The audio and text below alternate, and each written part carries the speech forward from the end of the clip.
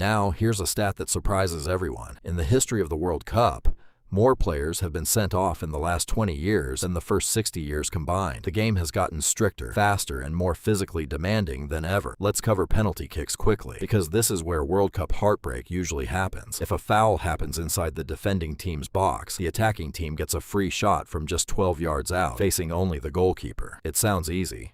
It's not. Professional players convert these about 75% of the time, meaning 1 in 4 penalties actually fail, even for the best players on earth. And when tournament games end tied, some go to a penalty shootout, which is genuinely one of the most stressful things you'll ever watch as a viewer, because a single missed kick can end a country's entire World Cup dream in seconds. Quick fact to make you sound smart at a watch party: the World Cup only happens every 4 years, unlike most American leagues that run every single season. That's part of why it feels so emotional. Players wait literally half a decade for one shot at this. Let's zoom out for a second, because here's the real reason this tournament hits different than anything in American sports. This isn't cities competing, it's entire countries. When Argentina plays, it's not a fan base, it's a nation stopping everything to watch. Streets go empty, businesses close. It's less like the Super Bowl and more like a national holiday that only some countries know is coming.